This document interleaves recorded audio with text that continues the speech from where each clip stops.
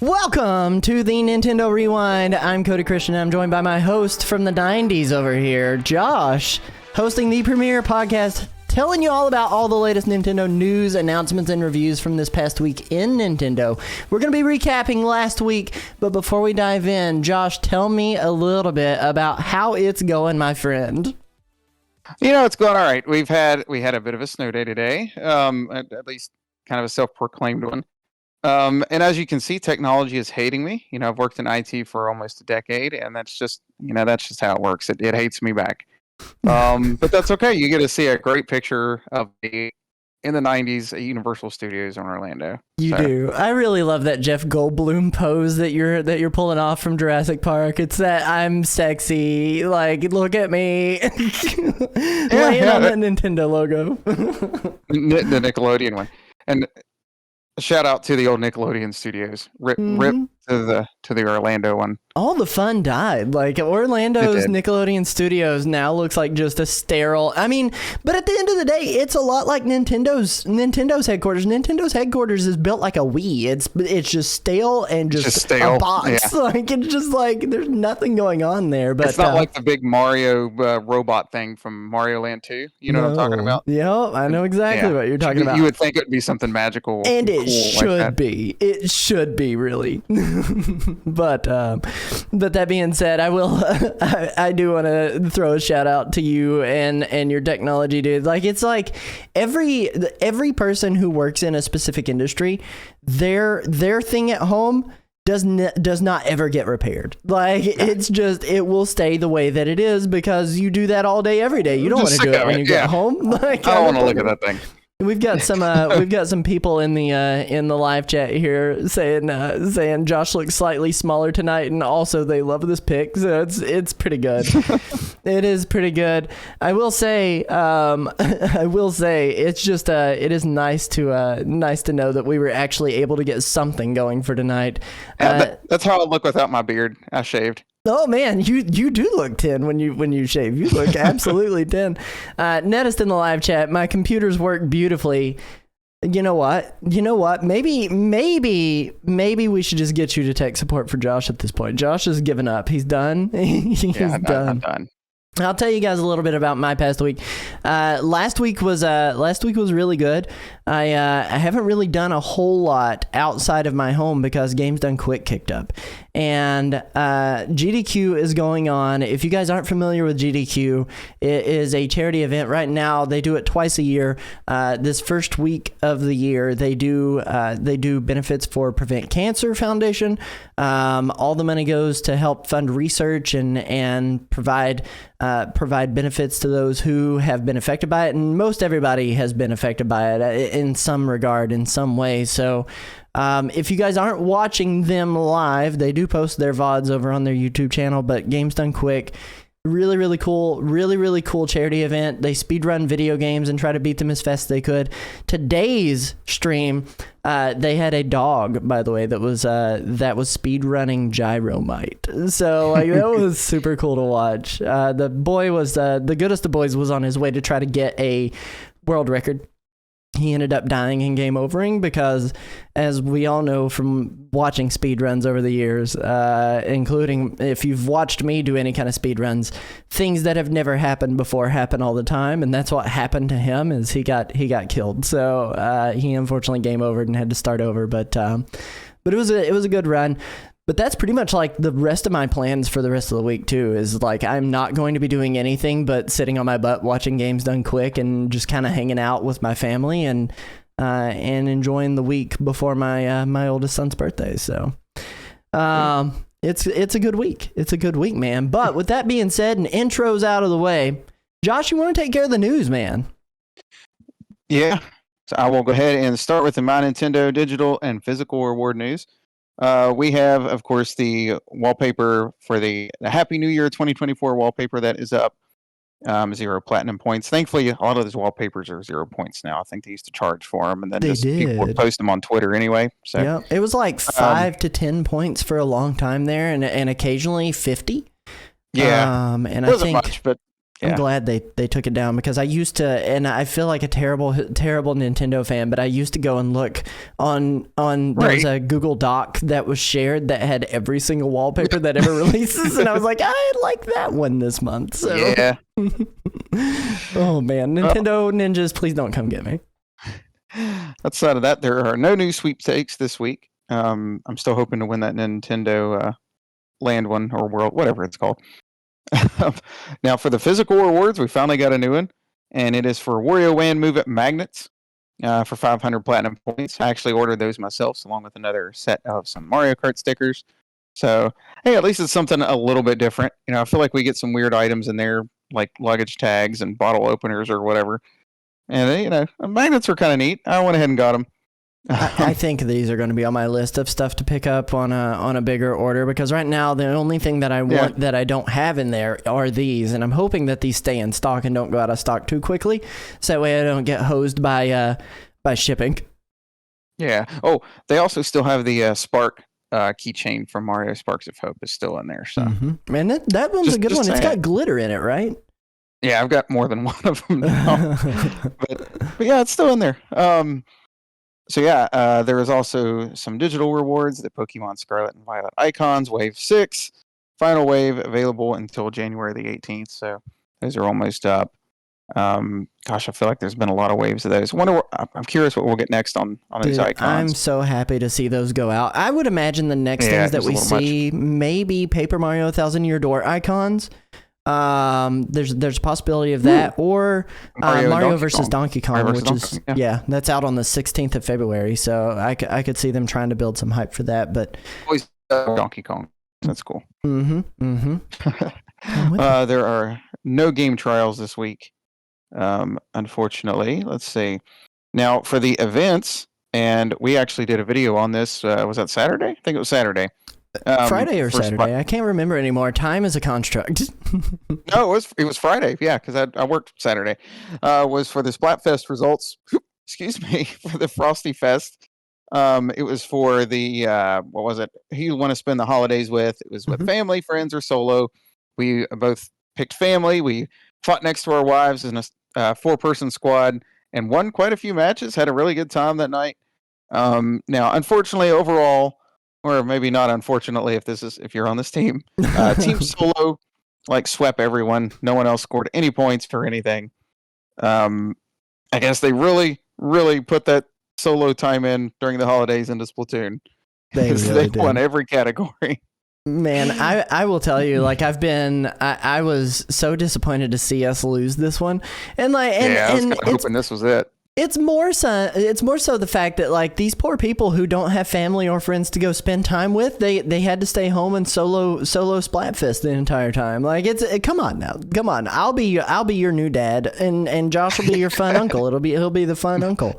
And I'm gonna say mom, but yeah, I'll take the uncle. You could be. I mean, if you, but no, as far as that goes, congratulations, Team Solo, or more specifically, Team Big Man, because clearly there are some Big Man stands that are out there that went with Solo. He's clearly the best of the characters, but yeah, I personally vote for. I know some people do it differently. I vote for what I actually want, or what fits me best on the character. But I'm right there with you. I'm totally all for Big Man. He deserves it. And it makes me sad that he might be alone on the holidays. Oh, that poor manta ray boy. I'm with you though. I do like Big Man. Out of the idols they have in Splatoon 3, he is clearly my favorite by far. I only hope, the biggest thing that I hope for is that in the next game we get to play as Big Man species, because we've got the Inklings, we got the Octolings, and those were the main two races from the first game.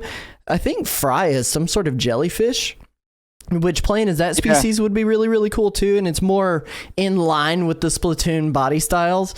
But give me a horde of Big Mans. I would like to play as them. That'd be so funny. It'd be so funny. Yeah, they got shrimp and things like that in there too. I can't think of the dude's name, but yep, the little shrimpy salmonoid boy. Yeah. It'd be so good. I see your tweet here, by the way. Shout out to Team Family Squad. So I think that's pretty good. That is pretty good. But on a side note, one last note on that, on these Splatfest, I've played every Splatfest since Dog versus Cat in the Splatoon 1 trial. And In Splatoon 3, at least, I'm not sure overall, but in Splatoon 3, I am 0-12 with picking the winning team. I'm in the same boat. I haven't played as many of them as you have, but like I don't think I've won more than I think I did win it's like one. I try to lose. Yeah, Yep. it's impressive. I'm actually a little impressed. Let's just side with Josh every time. If you want to lose, guys, just side with Josh. I'm with. Yeah. Oh man. Well, other than that, there's more Pokemon Scarlet and Violet stuff. I really like. I get into kicks with that game. I kind of wish it was a little bit better. I don't know, but there is a Terra Raid, Face a Mighty Blaziken. It is the second wave, January the 18th at 4 p.m. That's actually Pacific time, but basically January the 18th to January the 21st is when that will be happening. So if you're still after all of those, that is when you need to be turning that game back on and checking that out. Absolutely. Get your Blaziken, guys. Like I've done most all of these raids in Pokemon. I missed out on maybe 2 of them because I was out of town or I was really, really busy that weekend. But Blaziken, he's like one of those Gen 3s that I like. He resonates with me. I love Blaziken and all those starters from that generation. So I'm probably going to jump in and see how I'm going to solo this, because I used to have a team of people who would join in and destroy with me, but I haven't had that in recent years, or in recent months. So I'm probably going to see what I can do. Oh, you want to bring it? You going to bring it? I haven't beaten the main story even. I beat the there's like 3 sections. I beat the one that I'm really bad at this. The dog, the one that involves the dog and the giants. Yeah. I know the one you're talking about. I beat that section and I've made it to like the last one on the others. But Very cool. Yeah, I mean, I could be something if it helps. Of note, I will say this is the second wave of this fight, by the way. They had one last week on Thursday the 11th, but they didn't announce it until like Wednesday. Yeah. It was after our show, so we didn't get this news until this past week. So that's why we didn't cover it last week. But this week it is available, and that news was out there. Okay. So my wife and daughter are at a similar level as myself too. So. Very cool. They're there. And we'll just bring them all. We'll bring them all. We'll do it on stream. It'd be so funny. Well, that is basically it for the events though for right now. So yeah. Absolutely. All right. Decent amount of stuff to talk about. With that being said, let's jump to the main topic here. We have a pretty cool main topic for the show today. That topic being ranking every single Mario ever. Every single Mario ever. That is a mainline canonical platformer. I'm not talking Super Mario RPG. I'm not talking Subspace Emissary and Super Smash Bros. Brawl. I'm not talking any of the other crazy spin-off games like Wario and all that jazz. We're specifically talking about Mario and his brother. And we're going to talk about all of them from the NES days all the way up to the most recent Super Mario Bros. Wonder. You're not going to want to miss our discussion on that. So hang in there. We're going to go over to that screen starting now. All right, Joshua. So tell me your history with Mario. What was your very first Mario game? What was it? Super Mario World. Probably around the time it came out. I mean, I was like 2, but that's the first one I remember playing. I feel you. My first one that I played, and I've talked about it a lot on the show. Growing up, I was a little bit delayed on each console iteration. So we had an NES well into the SNES days. But my very first one that I ever played was the original Super Mario Bros. I did not own Super Mario Bros. 2 USA until many, many years later, but I made the jump to Super Mario Bros. 3. That one is my favorite of all time, Super Mario Bros. 3. And I know we're probably going to create a divide in this household here. What's your favorite Mario? No. World? It's World, but I mean, I totally get it. But I get the debate between World and 3. I respect it, but I still think World's a little superior. I would say from like a standpoint of gameplay, there is more variety in World. There is more variety in World, but Super Mario Bros. 3 is, even though they had a little bit of limitations on movement and the way that you control Mario, it is a much bigger game than Super Mario World. You've got way more exits. You've got way more levels. You've got way more variety and power up. There's like, 12 different power ups in that game versus Super Mario World, where you have 3 power ups and a Yoshi. And Yoshi did revolutionize it. It absolutely did revolutionize Mario in a way that you can kind of see going forward. He was very, very used all throughout the rest of the franchise. But so first Mario game, Super Mario Bros. For me. Favorite Mario game, Super Mario Bros. 3. First Mario game for you is both World, and favorite is World, right? I'm gonna say so. Favorite 2D one. It's a little hard to choose, but I'm gonna say that. Maybe there's nostalgia behind that, but sure. Are you more of a 2D Mario guy than 3D, or do you like 3D a lot?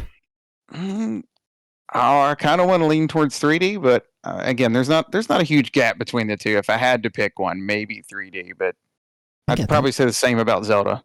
I get that. I'm more of a 2D guy than I am 3D guy at the end of the day. Like, I prefer 2D Marios. I feel like I've got more control in 2D Marios than I do in 3D Marios. Although I will say Super Mario Odyssey almost converted me from a 2D guy to a 3D guy. That game is so good, and I don't mean to spoil anything for later on in this show, but I genuinely adore Super Mario Odyssey. But we're going to talk about these games as we go through them, kind of give a little bit of the rundown, our personal history with them as we go. But, like I said, this first game that is up on our list, you can kind of see it's Super Mario Bros. We have 5 categories here. This is must play, highly recommend, it's good, skip it, or burn it. and I think there are a couple that Josh and I will both agree that deserve to go in burn it.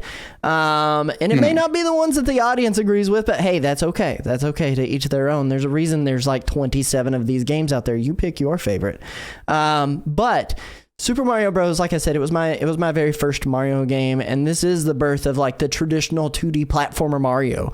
It is old school in every sense of the word. My biggest memory of that game is constantly having to get my dad to help me with. There is a gap that is in World 8. I think it might be in 8.2 possibly, where you've got to run off of a pipe, and there's like 2 single block wide blocks there, and maintain your momentum to jump onto another single wide block at a full run and jump off of that to get across the final gap there. And that is like my biggest memory with that game, is constantly having to ask for help because that was so hard. But do you have any like standout memories with Super Mario Bros. 1? Gosh, I wouldn't know where to begin really. I feel like more the what was it called? Super Mario Brothers Deluxe on the Game Boy Color. Ooh, that's more than the NES version of it. I love that version of it. That's a very solid remake. Mm-hmm. Well, it zooms in. You know what I mean? Like the camera's really zoomed in. Mm-hmm. But that one's just the version I remember playing. That one in All Stars, but the Game Boy Color one had like the printer functionality to it, and the little cards you could draw and all that jazz that I really liked. It had a really, really cool multiplayer mode in it too, if you connected with the Game Boy Link cable, where you could hit these on-off blocks, and the on-off blocks would flip red or blue blocks on, depending on what player you were, and that'd be like a big obstacle for people to have to get through. I loved that multiplayer mode. I took my Game Boy Color to school so much and played that multiplayer mode with a couple of friends of mine a lot. Like, it was really, really, really good. But Super Mario Bros. So those are our memories from the first game. Where do you land on putting this one on this list? Let's see. I have to really think about that one. Probably good. You'd probably put it in it's good? Yeah. Okay. I think as far as where I land on that, I would agree with you. Some of the movement for Mario in and of himself is just very clunky because it is the original. It was the original style of Mario, but he is fast. but he's also a tank. He doesn't slow down very well, except for when you have him in the air, in which case you can't control where he's landing super well either. So like I'm with you.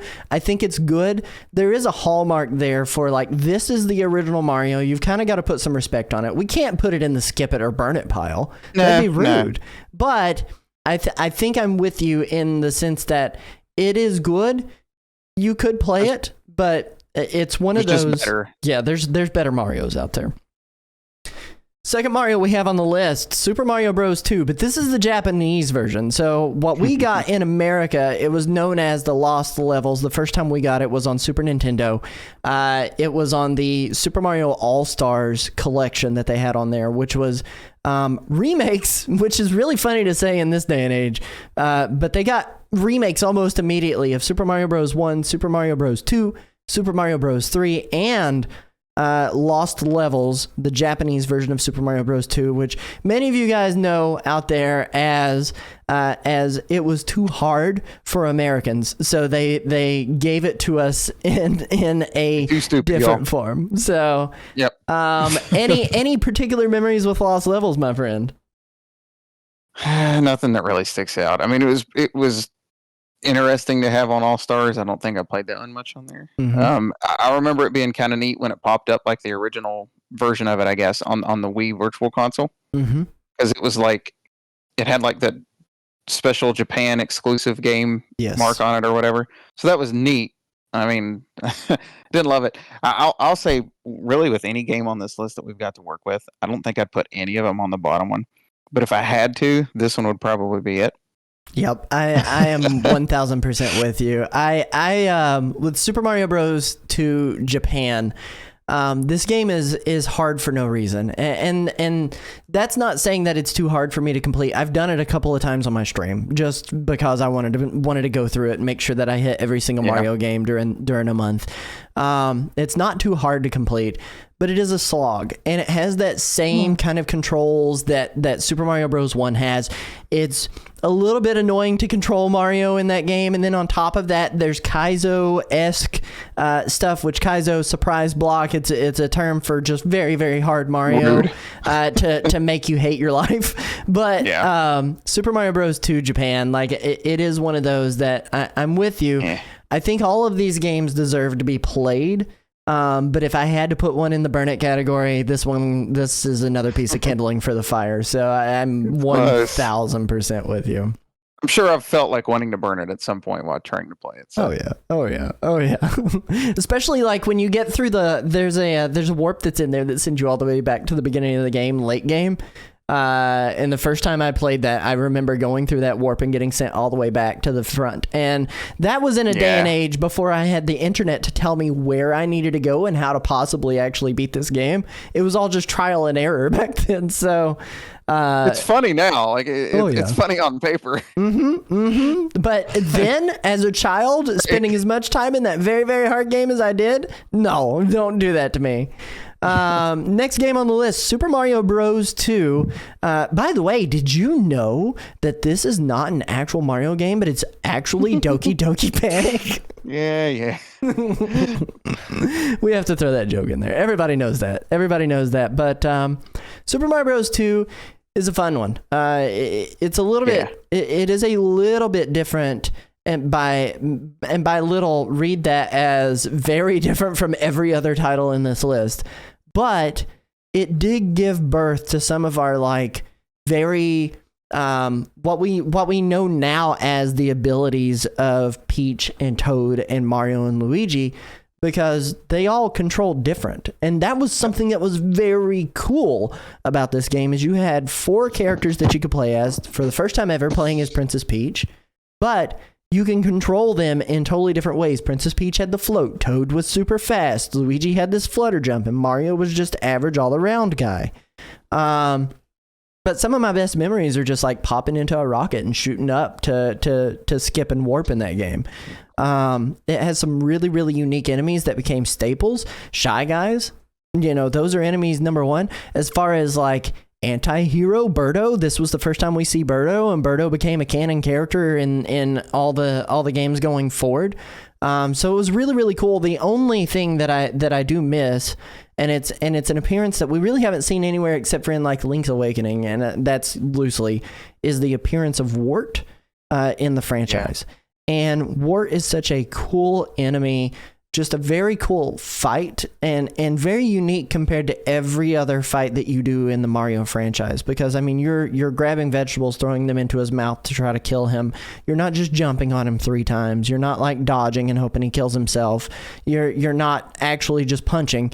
Like it is a very unique fight, and I do miss that about Super Mario Bros. 2 in the franchise. Is that relatively all the fights in all the other games are very relatively the same. But Super Mario Bros. 2 did something different. What about you, Josh? Memories, feelings, thoughts?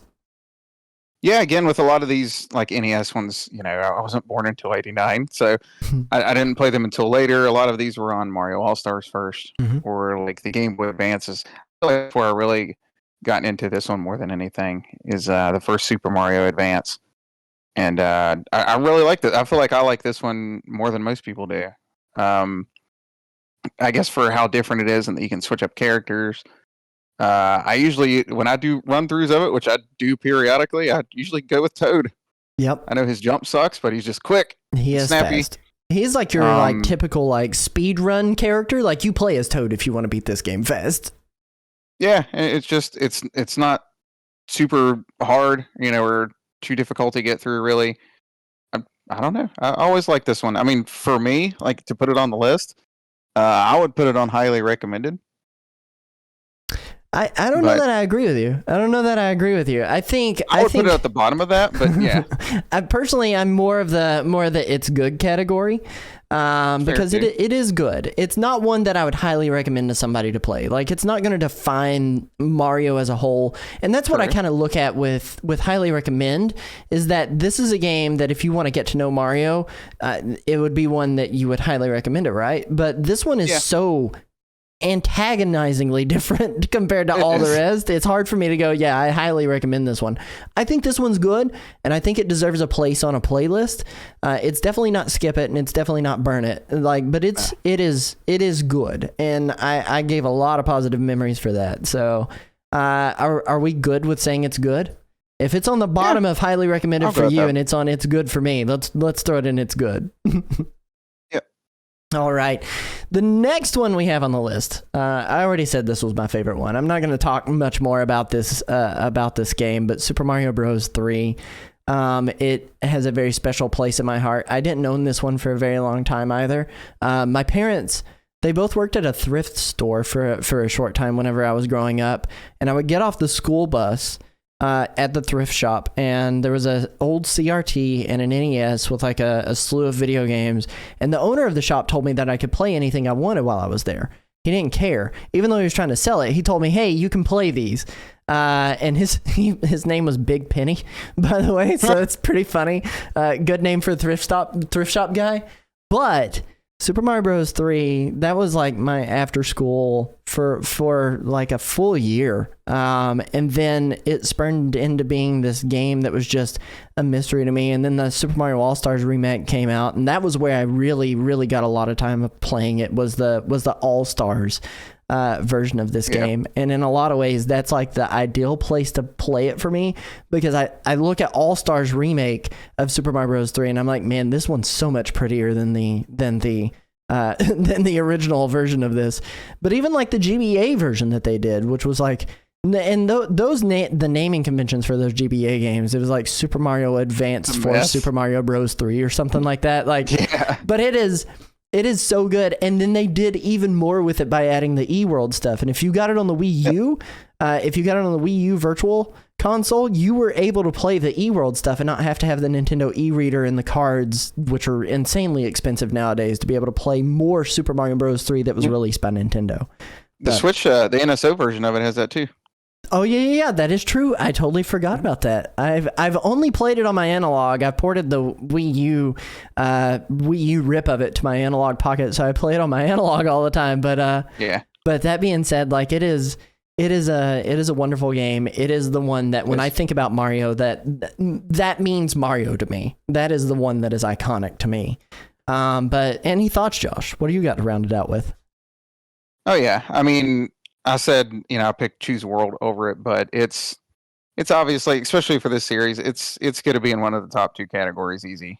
To place it somewhere, I don't know how many I want to put there, but I'd probably go ahead and just put it in must play. Maybe at the bottom of that.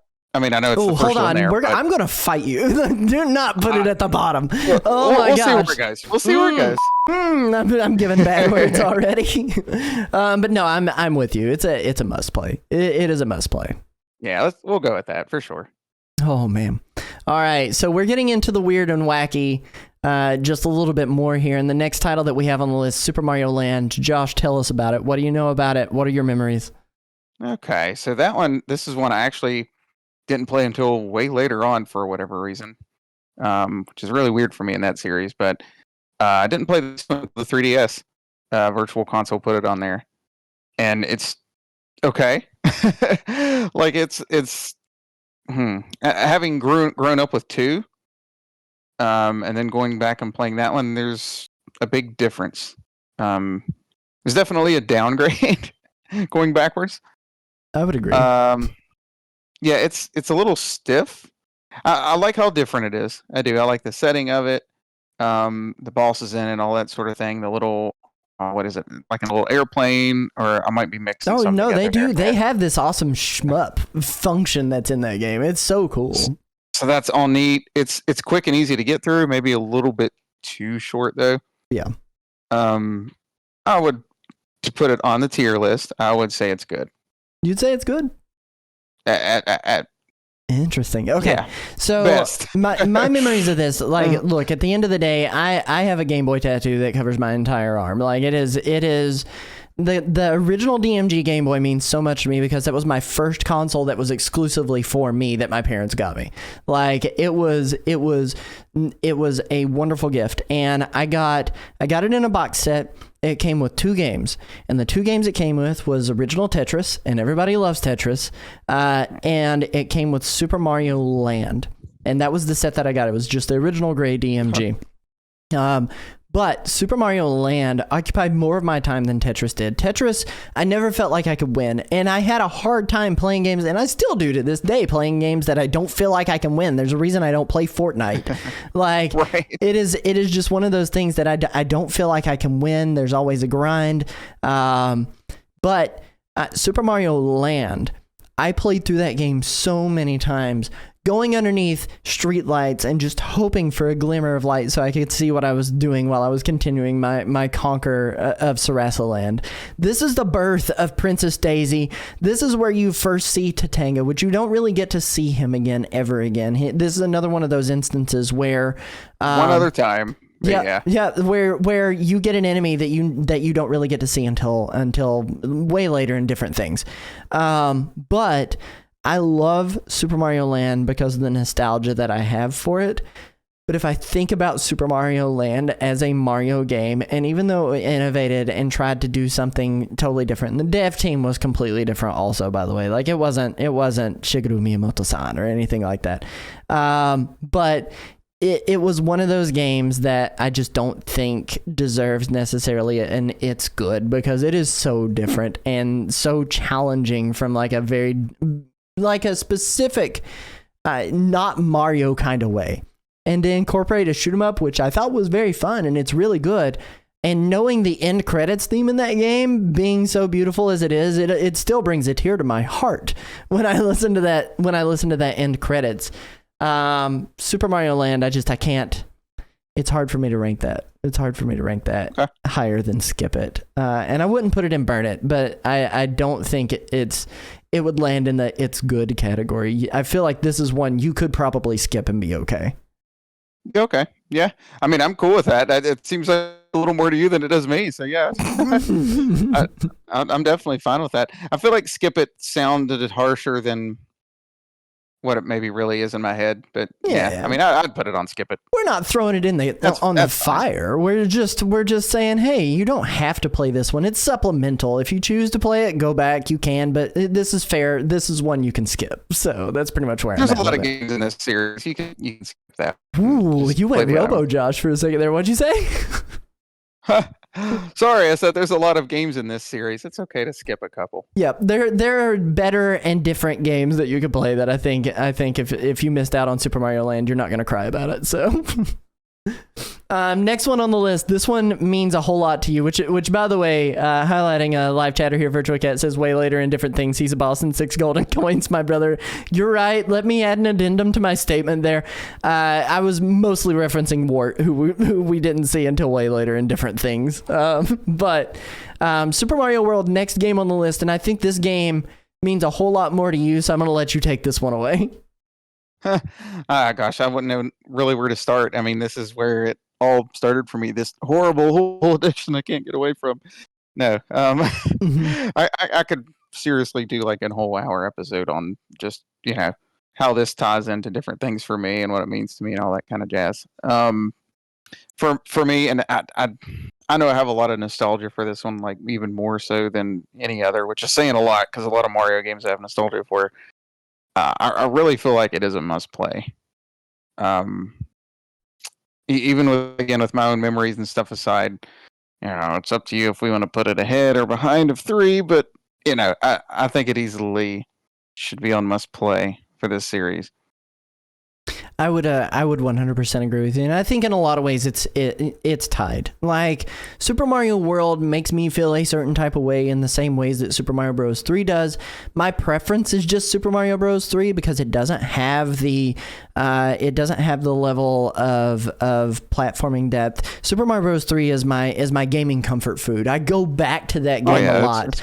To be able to play it and just kind of shut my mind off. Whereas Super Mario World, which live chatter in the chat, Virtual Cat says redefine secrets and platformers.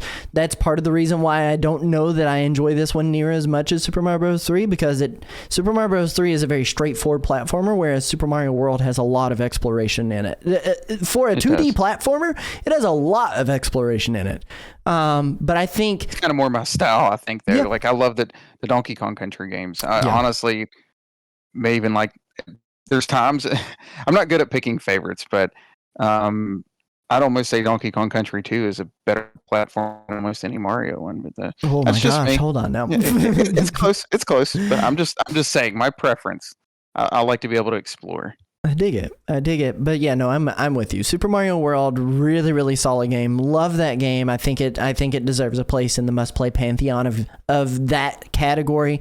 If you're playing any Mario games, so far on our ranked list here, Super Mario Bros. 3 and Super Mario World rank right up there for everything that you'd want to play. That does bring us to the next title on this list, though, and that's Super Mario Land 2, 6 golden coins. Okay. Now, when you put a 2 in front of something, typically you expect it to be very similar to the thing that it was number 2 of. And this game is drastically different from Super Mario Land for the DMG. This came out for the Game Boy. They didn't do a Game Boy Color version of it, although there is a color hack of it, and I do recommend people go and check that out. That's really, really cool to see that game in color. But Super Mario Land 2, 6 golden coins, introduction of Wario. It stylistically was very similar to Super Mario World, and that was kind of a good thing in a lot of ways because Super Mario Land was so different even from original 8-bit Super Mario Bros. Super Mario Land was so different. Super Mario Land 2 unifying that franchise and making something aesthetically look very similar and create something that when you jump from Super Mario World, which was the last game that it came out, and you play the new Game Boy version of Super Mario, you're not so jarred, and you're going into it expecting something that is Mario. But again, introduction of Wario, you've got these 6 golden coins to be able to open up the seal on your castle that had been taken over by Wario. It's got some very tight platforming. It has some good spin jumps in it. It's got some good exploration as far as that goes for lots of secrets.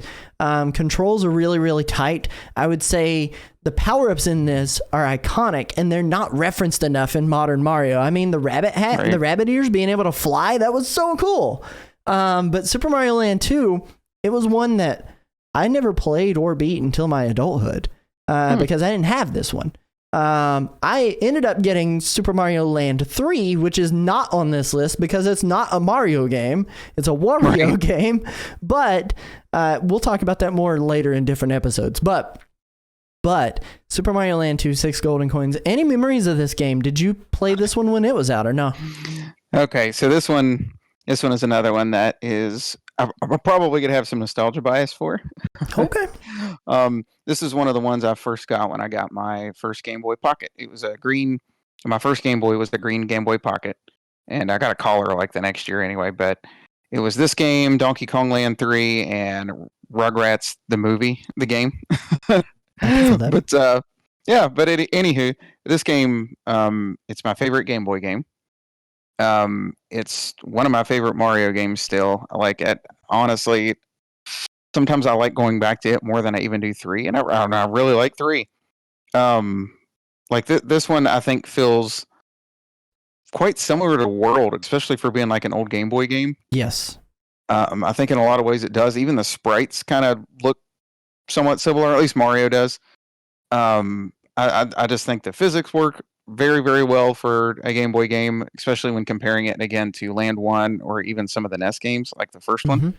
I think the world is something I really love in this, especially. I think things are more unique here than in a lot of Mario games, even somewhat today. They leaned so heavily into the quirk in that franchise with this game. I think they did a good job with that. Giant Mario robot thing, the Halloween world, the space, the big whale, or I'm sorry, the big turtle that like eats you to go into the water world.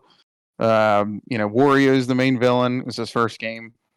The rabbit ears. I don't know. This one I've always really, really loved, and I don't know if it's just special to me or or if it really is as good as I think it is. But I do consistently try to get back to this one in some form or another. I've got my cart, be it the DS or now the NSO Virtual Console.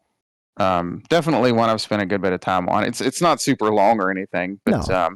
It's definitely it's which is kind of a good thing for me because it's just I love going back and playing games like that I can easily know I can set down and get through, without a big commitment. But yeah, for me, this one's definitely high on my own personal list. I would say for the tier list, and again, maybe this is some bias in here, so you tell me what you think, but I feel like it's highly recommended. I agree. I think highly recommended makes sense. Yeah. I think it absolutely makes sense. It's not one that would be a must play to define the genre of Mario. Like, I don't feel like you have to play that to understand Mario and really get the most enjoyment out of it. But I would agree with you. It definitely ranks up there above Super Mario Bros. And Super Mario Bros. 2 for me, and well above Super Mario Land. So like I'm kind of in that same boat with you. I think it deserves a highly recommend category.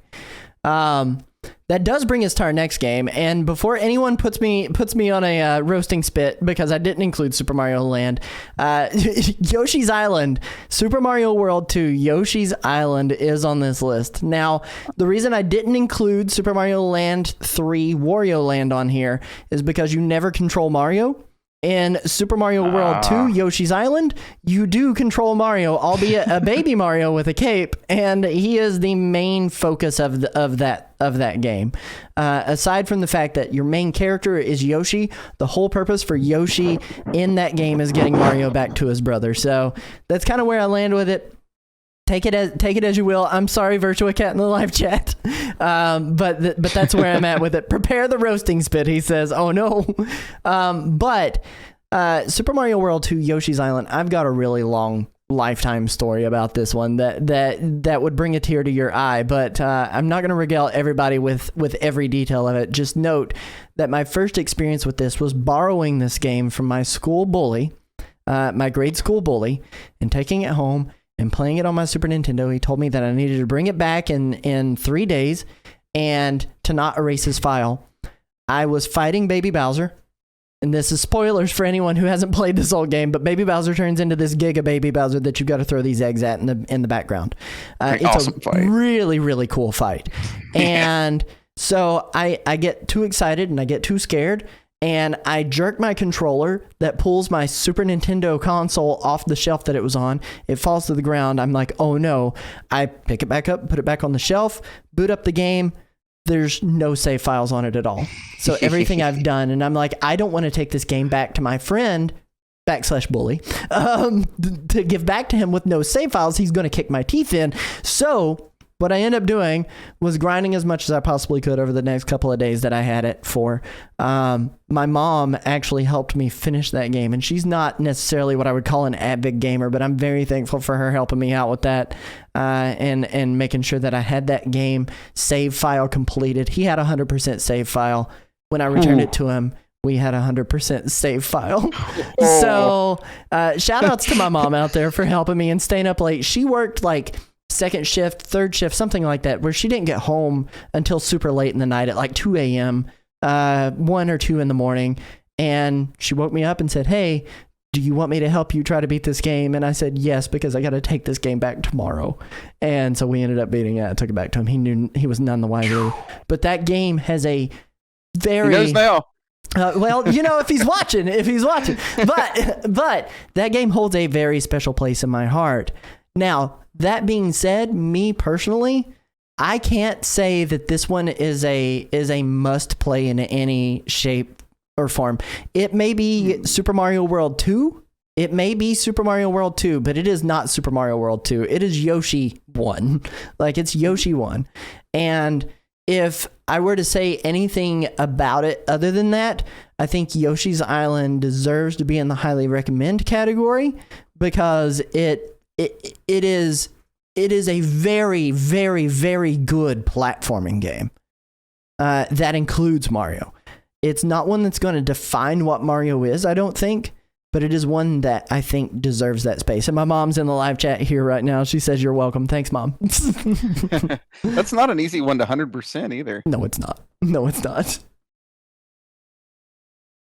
Thoughts, Joshua? Yoshi's Island, Super Mario World 2. All right. So that one, I mean, Yoshi's like my favorite game character, right? So that's not exactly fair, but no, I think, I guess just to start off with the ranking, I would say I would say highly recommended is pretty fair for that. I mean, and I don't know, depending on the day, I might say must play, but yeah, I have a lot of great memories of this one myself. I also accidentally erased my save file, and I remember basically almost crying over it when that happened. Same people, same guys. Yeah, it was my own copy, but yeah, and my dad had went through the game. Like, we did a lot of Super Nintendo games at the time, but no, I every once in a while I'll even go back to this one if I have time. It's a little more of a commitment.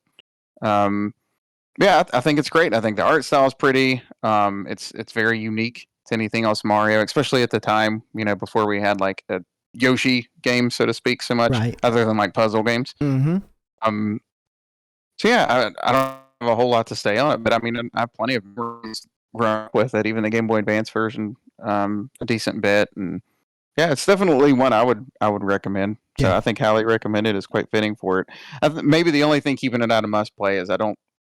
Like, if I'm telling somebody about Mario games, I don't think this is one I would lead them to immediately. No, it's just so not Mario. It is a very Yoshi-focused game. And yeah, you do get to play as Mario in this game, but like, it's not the same as playing as Mario and all the others. Yeah. Oh man, that does bring us to the birth of the 3D games. Now, every other game we've talked about up to this point has been 2D, and they're very easy to go, hey, you could play these games and have a really, really good time. Super Mario 64 for me does not necessarily meet that criteria for having a really, really, really good time.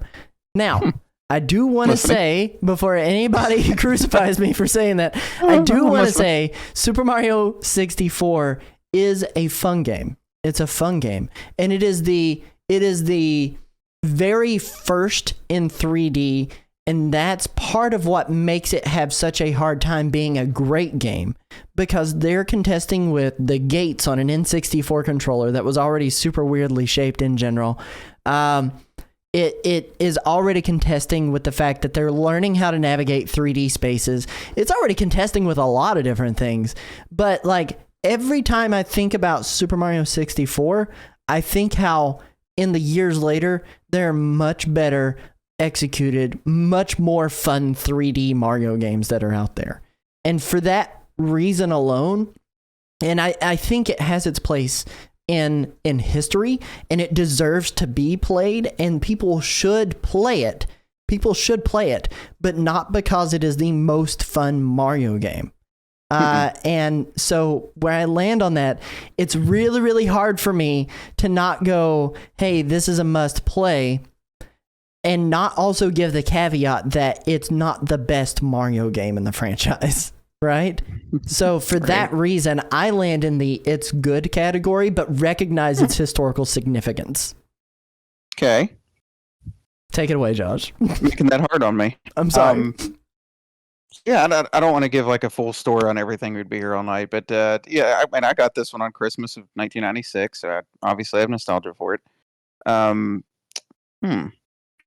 lot of great memories with me and things like that. Going back to it every once in a while, I can see it. It doesn't age as beautiful as some other games have, like a lot of 64 games. It's not as good as Banjo-Kazooie on the same console. So that's a story for another day, maybe. But it's very hard to say. I want to say highly recommended. I still think it's a lot of fun, even with the jank. I think that kind of adds to the fun in some ways. Oh no! Because you can kind of that's just my thought. You can kind of break it. You can wall jump off of things and all of that. If you really get into that side of it, there's a lot to do. You're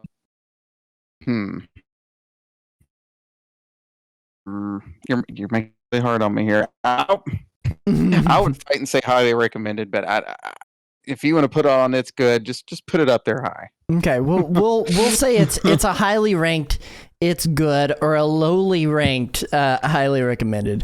It's just I know it's coming later, so I'm okay putting it on it's good if you want. So. Absolutely. We'll drop it in the upper echelon of it's good here. The next game on our list here, Super Mario Sunshine, and this is a divisive one for a lot to I think what did you say? Did you just say I said it yes, stinks? it is. Oh, I thought you said it stinks. I was like, hold on. It does not stink. But here's the thing, and there are people who are abject deniers of the fact that Super Mario Sunshine is good.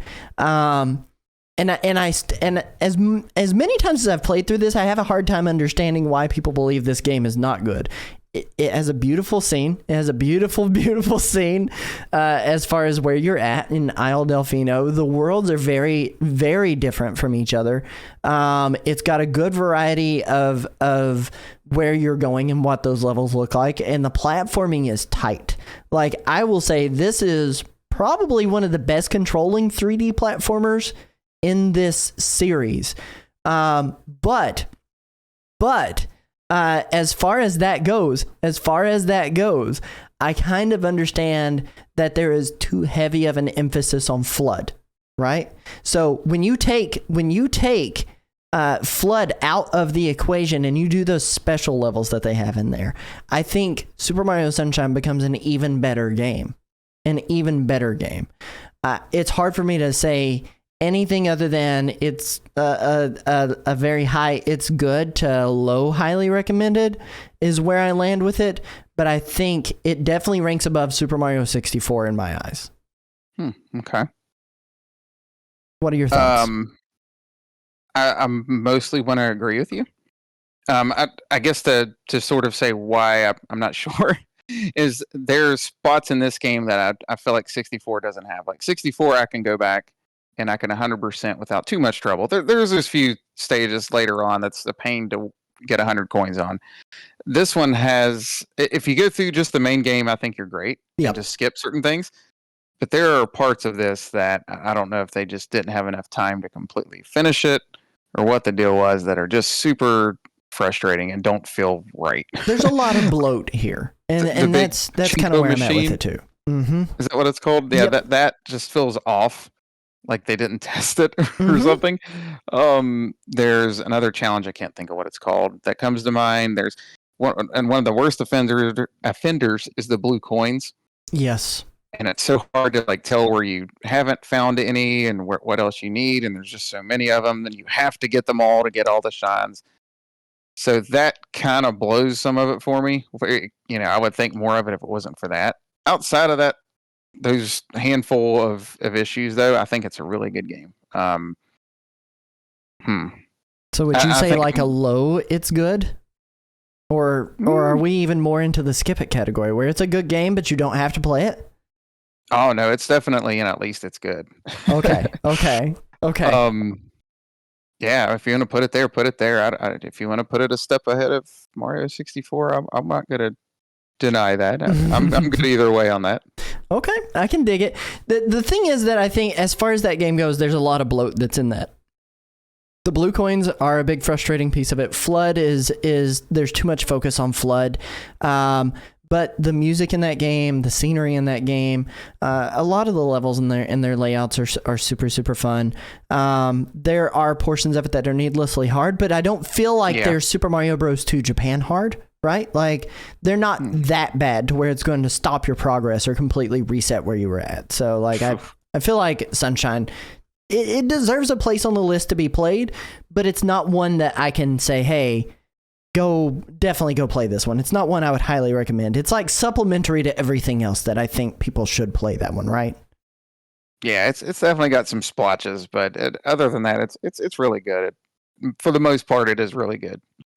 Absolutely. So, New Super Mario Bros. Now, this is one where the franchise took a huge turn as a whole for 2D Mario, and it was a halt. I mean, the time distance between us getting our last 2D traditional Mario, which was Super Mario World, to getting another console style Super Mario Bros. Was 11 years, right? So it was 11 years, and then New Super Mario Bros. For the DS came out. Now, New Super Mario Bros. For the DS, I think, is actually a very, very good game. It's inventive. It did something different. It was something that I think, from a power-ups perspective and a world exploration perspective, and having like double exits on certain levels that you need to go back to, and being able to have a really good twist on a Bowser fight, it was really cool. And it was cool to see. And it was the first time that we'd had 2D Mario in any kind of like 3D high-res HD 2D kind of space. And I think New Super Mario Bros. Nails it. My biggest complaint with New Super Mario Bros. Is that when they released it, they said, oh yeah, this is good enough. And then they did that for like another 4 games. So like, if you can take that out of it. Yep. We need to judge this game solely on its own merit. And so New Super Mario Bros. For me, it's not a highly recommend. I don't think it's a must play, but I think it's good. I think it's good. I do. I agree with you on that. I think it served its purpose at the time. I don't think they needed to keep doing it. Maybe the Wii one was good to come out with, just to get it off of handheld. But again, not to focus too much on what came after it. But I think it's good. I think they still played it a little safe in a lot of ways. It got inventive with some things, like the big mushroom that was just sort of there for flash. And then the mini mushroom, I think, that was in the original, wasn't it? I believe it was. It was. That was the original time that you see that power up. Yeah, that was fairly interesting in certain situations. Again, I still think it was pretty safe for being considered new, and I hate the title of all of those. Now that new is new is old. Many years ago. New is old, and old is now new. I hope they never go back to the naming convention. But, what, you don't want new Nintendo Switch? That's no. Oh my gosh, it's a good game. I just leave it on. It's good. Yep, I'm there. I think New Super Mario Bros. It probably, in my opinion, goes above original. No, above Super Mario Bros. 2, but below Super Mario Bros. That's kind of where I land with it. Okay. Do you disagree? Interesting. I'm not sure. Okay. I probably like Super Mario Brothers 2 more than it. Okay. And I would put the original below both of them. Oh, interesting. Okay. I don't know. I'll go with that. I don't disagree. I'll go with that.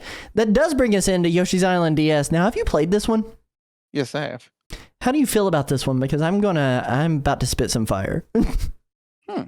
So it's been a little while. It really has. It's been quite a few years. I remember enjoying it, and I like the the different mechanics, different babies and stuff, I guess, have. It's kind of funny to say that. But I also remember there being some like annoying parts, like having to have a certain baby on a certain level that you might not even need to bring there otherwise, just to get a coin. Little nitpicks like that, whereas like if you wanted 100% it was just going to be more grinding than it was actual fun. Yep. And I remember it being pretty difficult in general, at least from what I can remember, for what it is. So it's I'll say in that series, in the Yoshi's Island series, if we're counting those, it's the second best I out would of the agree with that. 3 island games. I would agree with that. I think It's better than the next one. I think Yoshi's Island DS, like, it was really cool to get Wario and to get DK. They did a lot graphically to try to stay in that same style as the original Yoshi's Island, from a aesthetic perspective.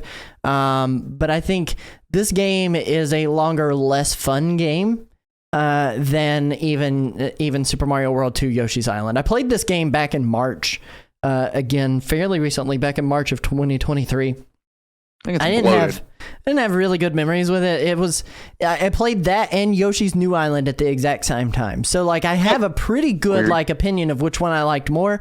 Yoshi's Island DS I liked more, but I think it's skippable. It is 1000% skippable.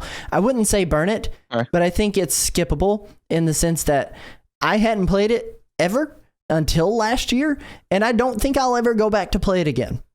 That's just kind of where I'm at with it. I don't think it needs burned, but it's just not the greatest Yoshi or Mario game of all time, and that's kind of where I land with it, is in the skip category. I don't know how you feel.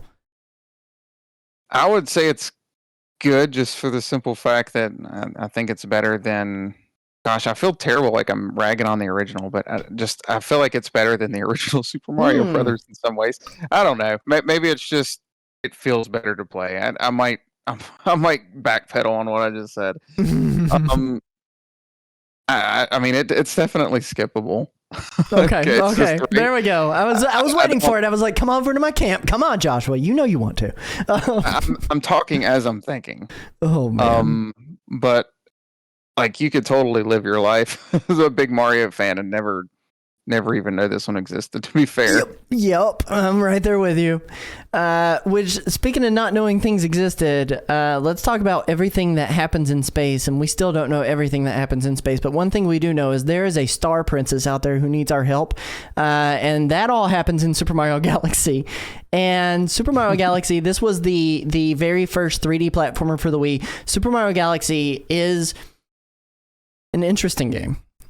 Now, I don't know that I necessarily love this game either. I don't hate it. I actually personally like Super Mario Sunshine a little bit more than Super Mario Galaxy, either of them. Okay.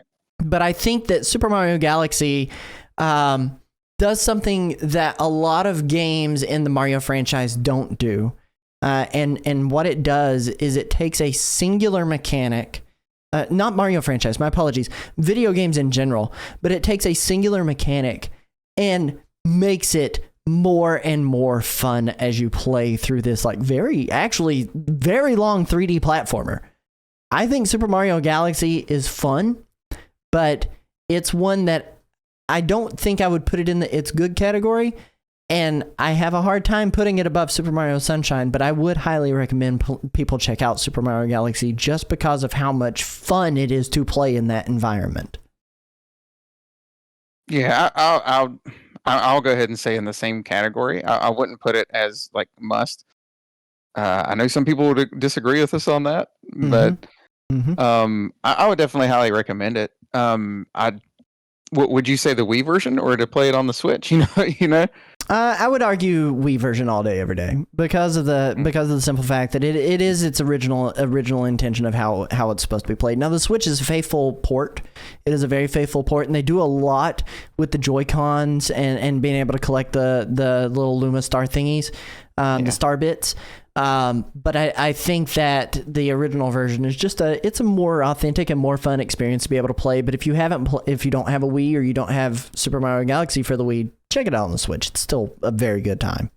I just feel like that's part of why I struggle going back to the Wii games, because there was a lot of good ones on there, and I think Galaxy is a great game. I love how epic it feels. I really, the music to go with it, and the fact that you're in space.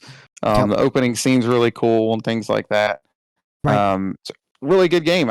It's just awkward going back to those games where that motion in some ways felt kind of forced in. Not that it was always done poorly, but I just would prefer to just have a regular controller in my hand, to be honest. I understand that. I get that. Yeah, so maybe that's the biggest thing against it for me. So it's really hard for me to rank it. Outside of that, I feel like it would be even higher. But I think I like another 3D platformer a little bit better, Mario, and okay. We'll get there. We'll get there. We'll get there. So, leave it at that. So as far as our highly recommend category, Super Mario Land 2, then Yoshi's Island, then Super Mario Galaxy, we still good with that order? Sure. Okay. So that brings us up to another Wii Mario, and it is another one in the new franchise, and this is New Super Mario Bros. Wii. Now, I think the legacy that this game has is that, again, it felt like a churning out of something that was already too similar to something that came before it. But here's the thing that I do love about this game, and I have a lot of hours in New Super Mario Bros. For the Wii with my family.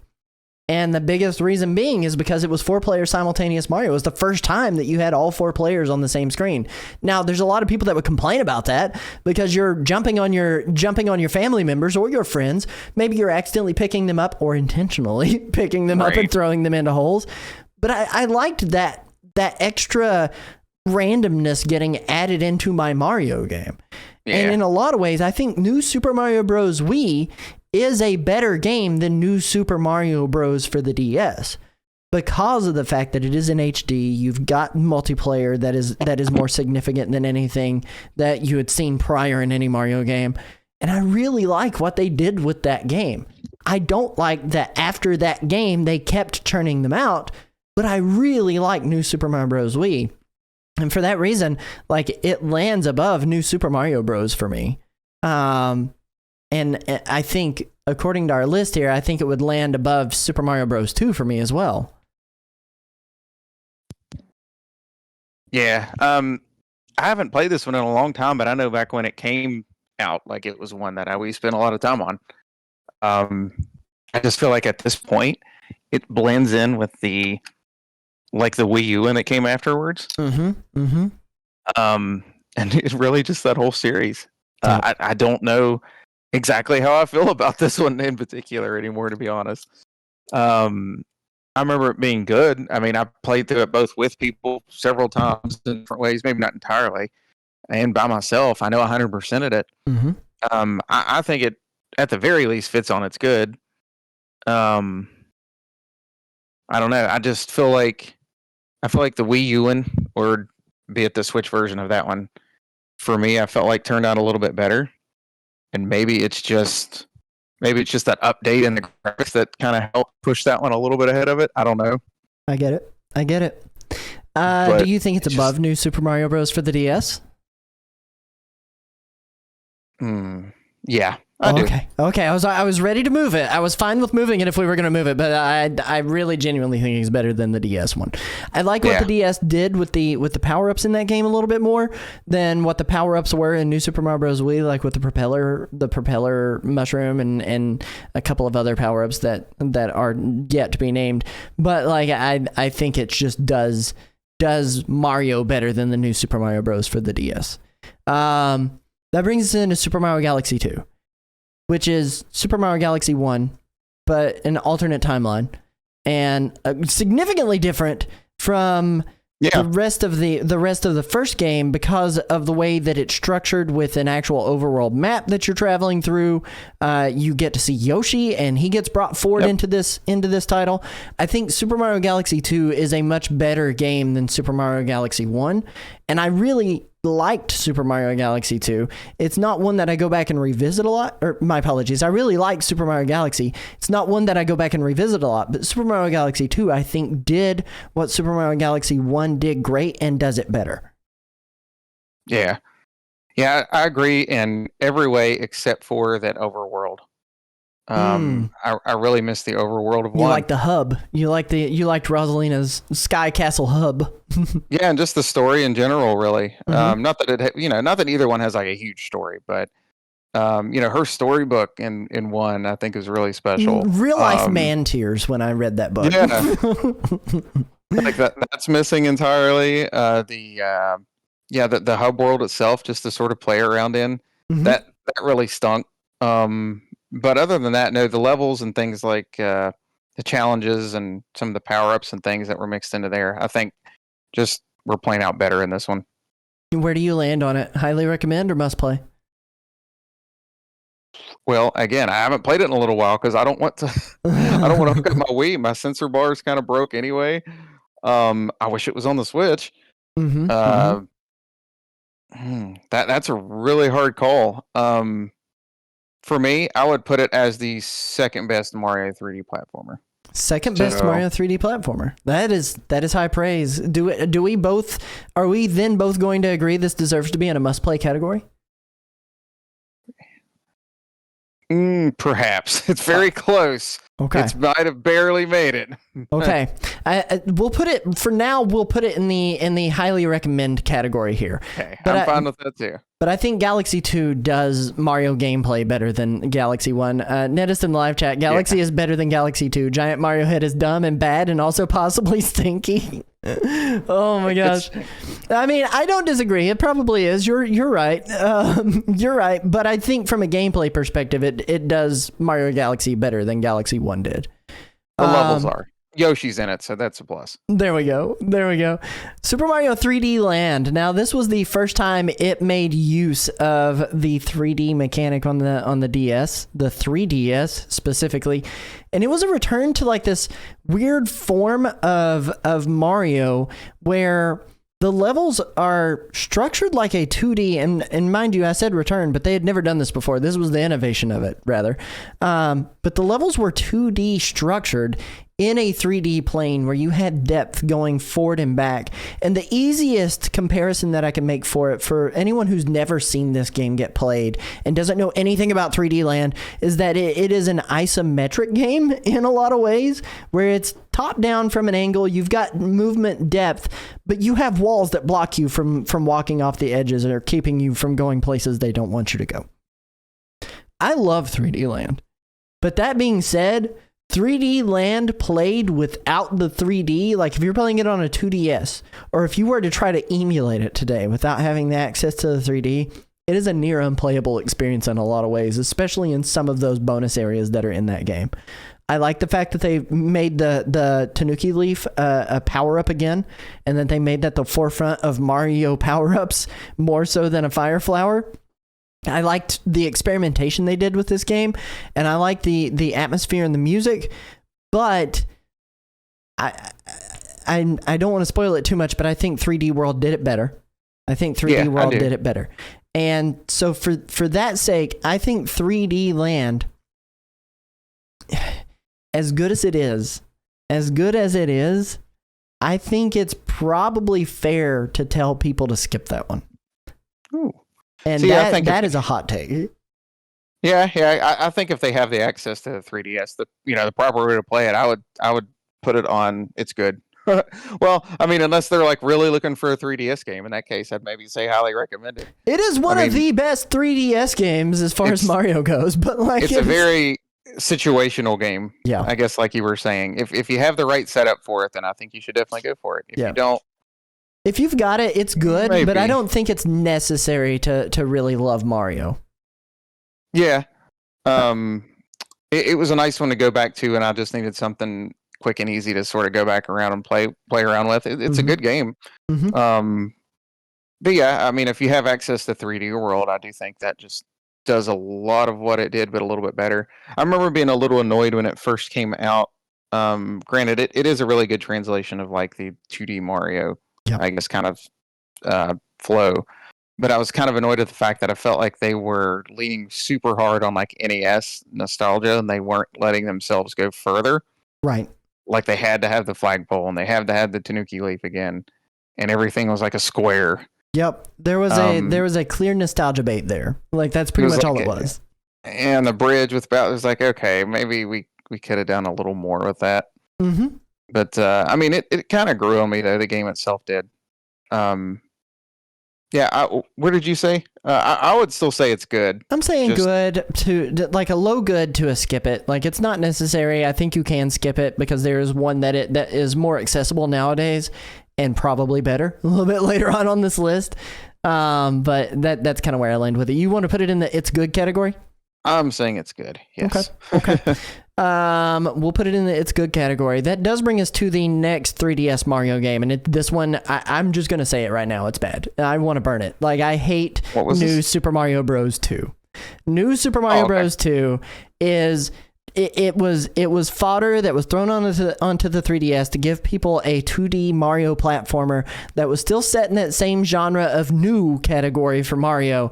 It makes lives not necessary. It's not hard. Like, the game is a little bit long and arduous. The DLC for this game is actually a much better game than the base game of it is. But New Super Mario Bros. 2, I'm going to put my flag in the dirt here. I'm going to draw my line in the sand. I'm going to put my foot down. I'm saying it needs to be put into the burn it category. Okay. I have strong feelings about it. Change my mind. I'm not going to fight that too hard. I'm really not. Oh man, it's very okay. Yeah, I don't really see. I would definitely put it and skip it myself. I played through it. Will you ever go back and play it again? That's the other question. Will you ever go back and play it again? Not really. I mean, right? So burn it. Like the gimmick thing in it, the coins and all that was like, I don't really know who they were aiming for with that. No, that game would have been a much better Wario game. Like, it would have been a much better Wario game than Mario game. And it just had the Tanuki leaf again. Yep. And the 3D even wasn't very good. If you ever turn the 3D on, like, the backgrounds die. They just go to straight blur. They're awful. Do with it what you will. I would put it in skip. I don't think it's that bad, but I'm burning it. I'm burning it. You don't get a choice here, Joshua. I'm burning it. Just burn it. There's too many good ones. Just move on. Burn it. Right. I don't care. All right, New Super Mario Bros. U Deluxe. This is the deluxe version that's available on the Switch. Although for the most part, this game, this is specifically very much like the one that came out on the Wii U. I have the deluxe version one on here. They're identical, except for the fact that the deluxe version includes another game that we're going to include on this list here. But Super Mario Bros. U Deluxe, it felt like another little cash grab. At this point, if you've played New Super Mario Bros. And New Super Mario Bros. Wii, I think you know what to expect. I don't think anyone really needs to play New Super Mario Bros. U Deluxe, although it is the more accessible version compared to New Super Mario Bros. Wii for everybody. So, I mean, for my money, I would probably advise people to skip it, although I do like the acorn power-up where you get the squirrel suit. That's probably the best thing in that game. Yeah, I was excited for it at the time. Just mostly because I was excited for a new console with the Wii U. I still kind of like the Wii U. And it was the first like HD Mario, so that was neat. I think it's the best of the new series myself. I don't know if that's saying a whole lot, but I think it's the best one. I would put it in it's good if it were me. If I'm going skip it and you're going it's good, let's try to compromise here. Do we both think it's better than 3D Land? I'm going to say no. You know what? It would have been harder to decide pre-Wonder. That was a weird thing to say. But I'm going to say no, it's not maybe. Okay. So we'll put it in the It's Good category. Now, its sister game that came out on it, and it is available on the U Deluxe version for the Nintendo Switch, but this was a secondary disc that was available called New Super Luigi U that came out on the Wii U. Almost forgot about that. Yep. That I've got game, the disc for it, yeah. It's hard, and it's hard in a lot of the same ways that like Super Mario Bros. 2 Japan is, where it's like it is needlessly hard. They give you 100 seconds to beat every game, or to beat every level. You play only as Luigi or Nabbit or one of the Toads. I even forget the reason why Mario is not playable in it. I can't. Do you remember why? I don't remember why. I remember in the beginning cutscene, it's the same thing as the original version of that game, but his hat's just sitting there. It's like he's dead. Oh no! They don't so really give a reason. This is post-mortem Mario. He is dead. He's gone. He doesn't exist. Alternate universe. He's just dead. Oh no! But like, I don't. It's more money grab to me. Like, I have hard feelings about the new category as far as that goes. To me, I'm gonna say this one should also land in the burn it category. Like, it is not worthy of being played. It's just remixes of the original levels that you could play in New Super Mario Bros. U Deluxe, but made hard for no reason. See, I thought they were harder, but I didn't think they were that bad. I think it goes DLC. It's not really its own. I mean, there is its own copy of it you can buy, but it comes in a green case. yeah, I've got it. I just feel like it would mean nothing without the original version of that game. Mm-hmm. Like it's just not. It's fun to go back and have a reason to go back and do it a different way, sort of. I would agree. I would put it and skip it. Okay. I don't think it's that bad. But is it better than Super Mario Land and Yoshi's Island DS? It's that's debatable. Say no, Josh. Just say no. I'm saying no. Maybe by itself, I'm going to say no because it very much needs its parent game, whatever you want to call it. Yep. Now, that does bring us to probably one of the best games on this list, in my opinion. And I know I'm giving some foreshadowing, but Super Mario 3D World. I love Super Mario 3D World for everything that it is. You get to be a cat. You get 4-player simultaneous gameplay. Like, you get to explore these really, really varied worlds. The power-ups that are in that game are actually genuinely fun. There's a Return of the Boomerang. You get cherry power-ups where you split off into an army of Marios. Like, the levels are inventive and fun. And then if you get to the very end of that game, there is a challenge that is in that game that is so hard that literally the first time I played it, it took me 3 days to actually beat it from 3 different sessions. And I'm pretty darn good at Mario, I feel like. Right. But like, that level was so hard, and it's called Champions Road. And it was such a gratifying challenge to do. And I felt rewarded, even though they gave me nothing but an extra star on the end of my save file for doing it. But that game is charming and fun and cute and imaginative.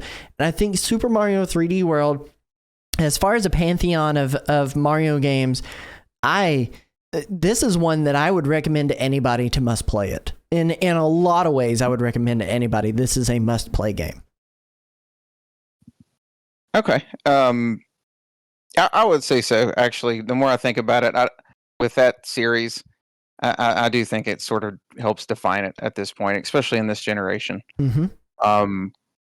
And it's a solid multiplayer one. On Champions Road, like, I honestly didn't beat down until years later, and I consider myself like a huge fan of the series. You know, played them all. I beat it on stream with Rosalina one day. I haven't beat it with all 5. I haven't 100%ed that game because of that level. But no, I think that's fair.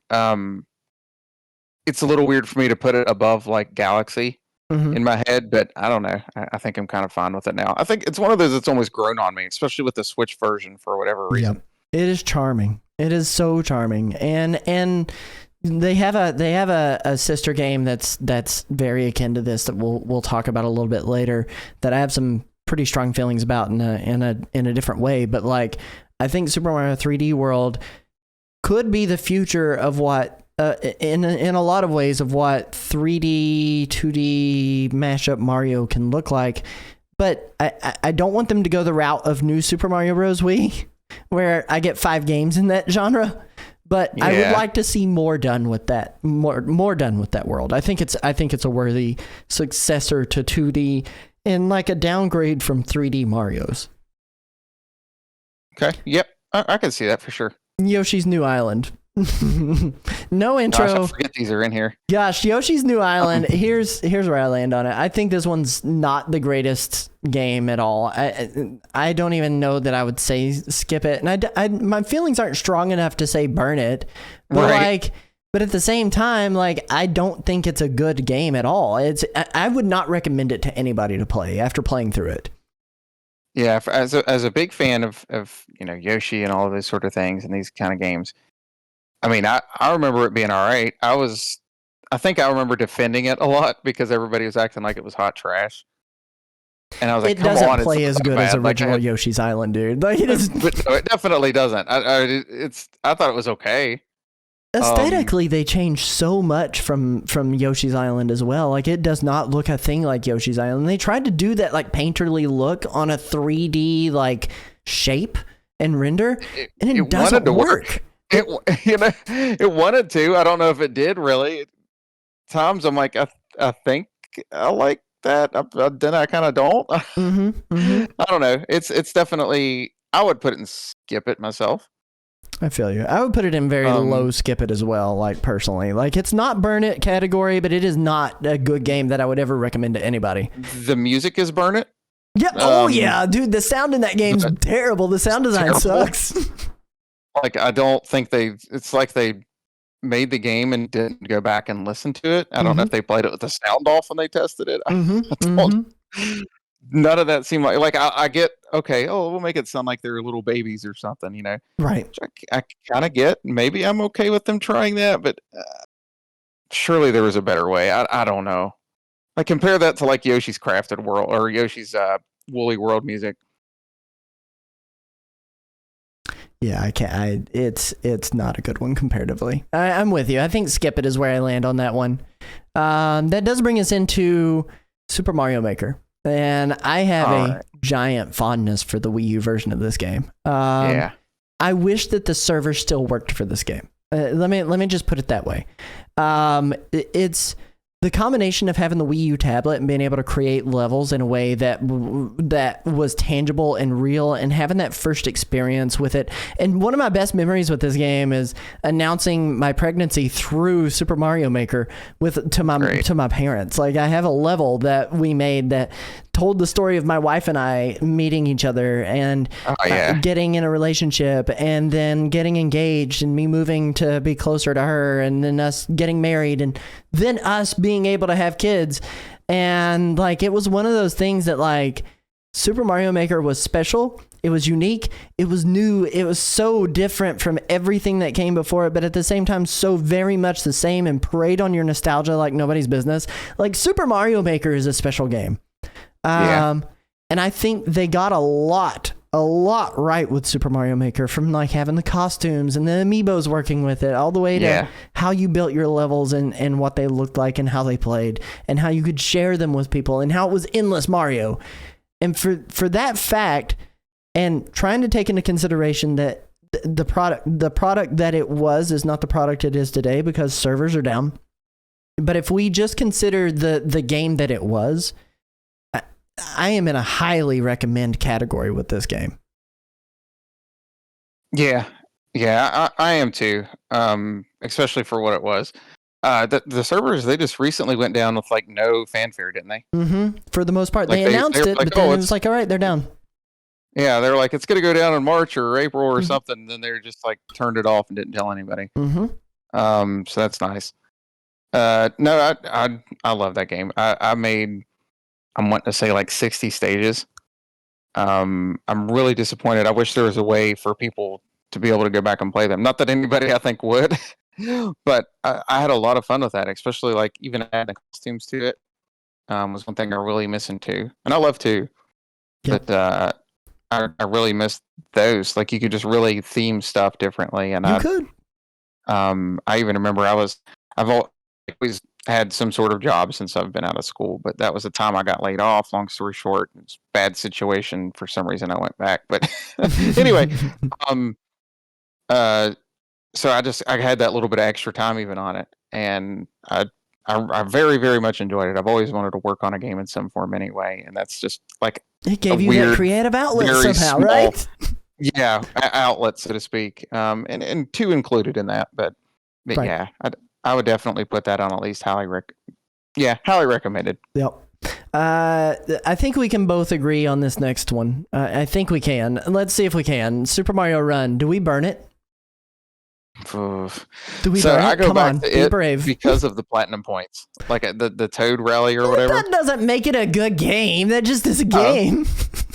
It's just something to do on board, and I have nothing else to touch, and I barely even do it then. So easily skip it. Do you? Let me ask you this: do you think it's better than Super Mario Bros. Lost Levels? If you tell me no, if you can tell me no, then it definitely deserves to be in Burn It. You kind of got a good point. It's kind of not better than that. Right? There we go. All right. We don't have to spend a whole lot of time on Run. I think it deserves to be burned. I hate that game. It's pointless.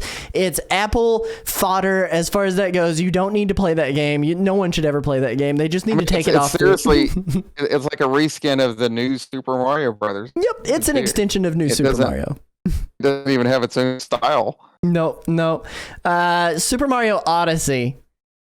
This is. Okay, so, I'm not even gonna regale everybody with a story about this one. This one deserves to be a must play for me. It is a must play. It is a perfect Mario 3D platformer in every single way that harkens back to nostalgia and builds on that and gives this amazing story. Like, it deserves the place that it is at in that must play without anything else. And it sounds like Josh agrees with me, right?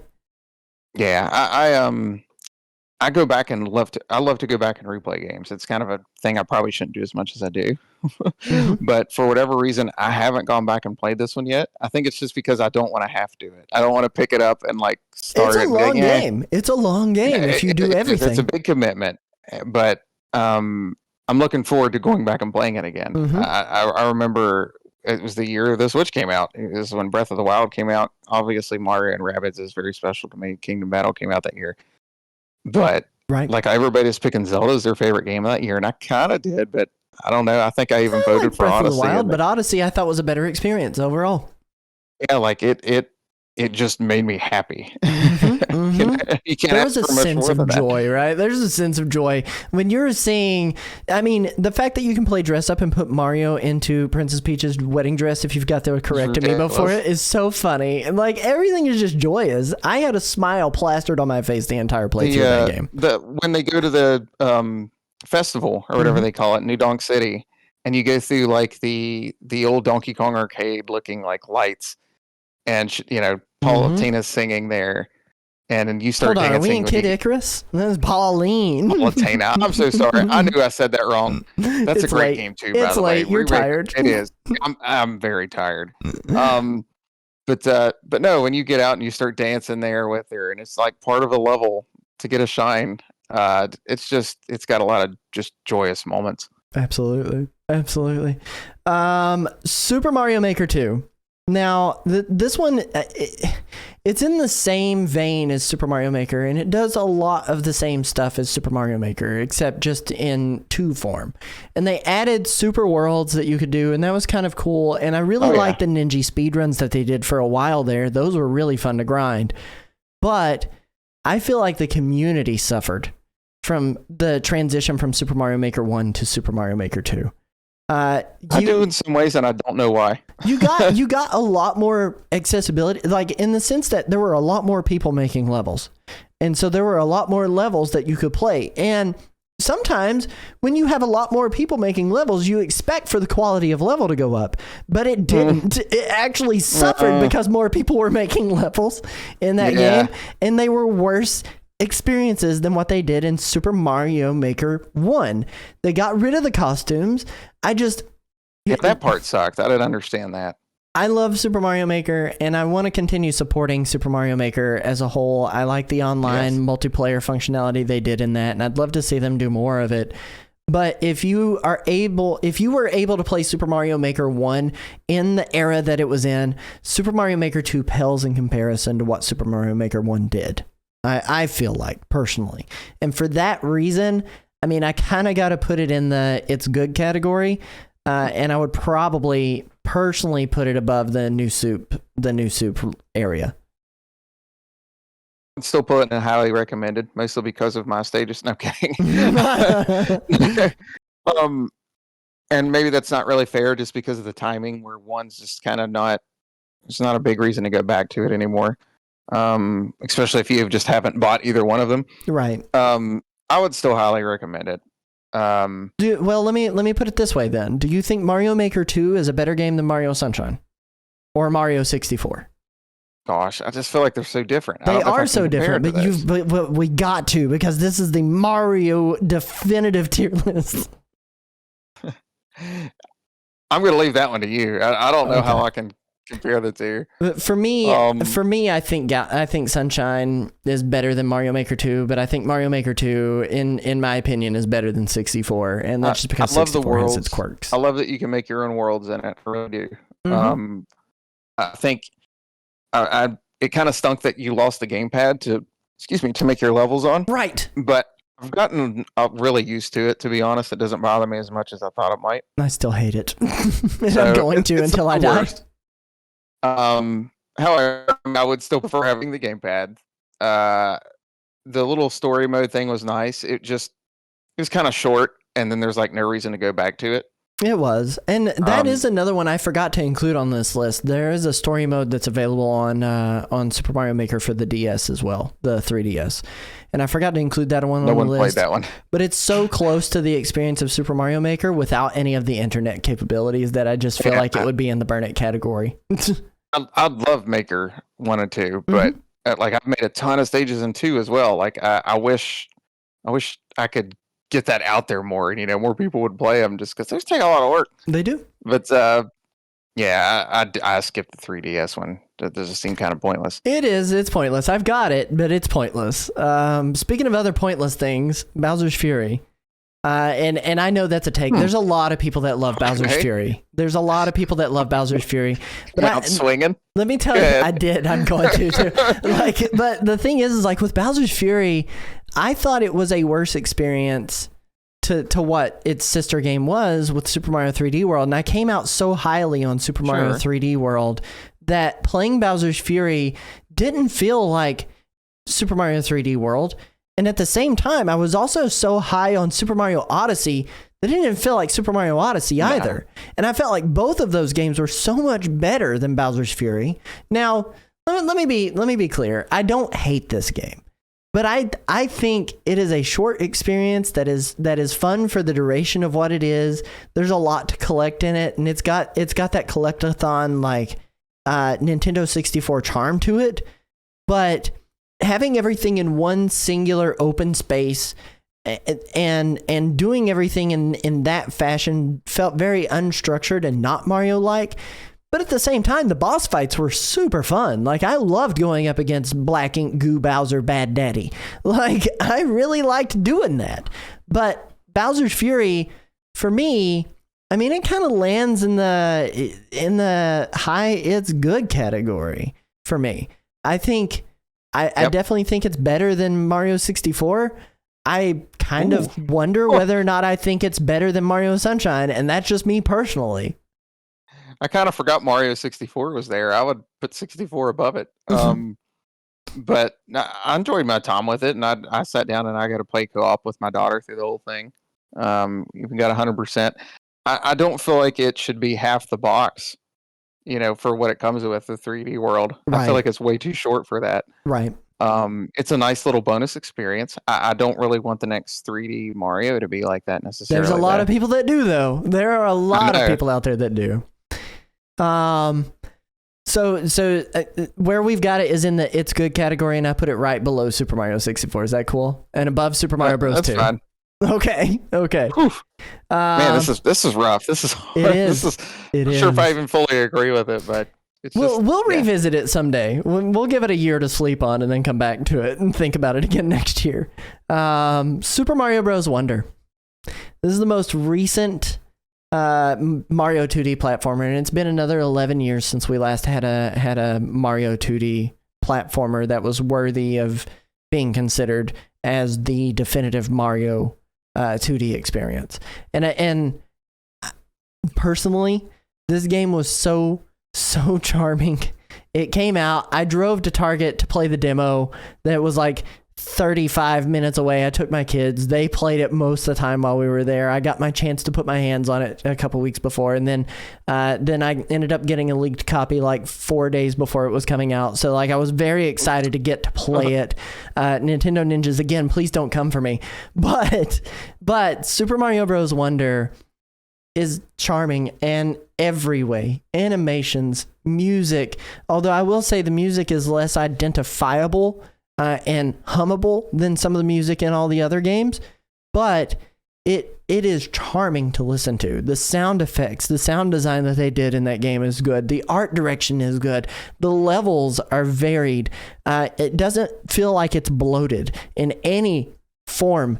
There's a lot to do, but it's not so much that you're gonna hate it.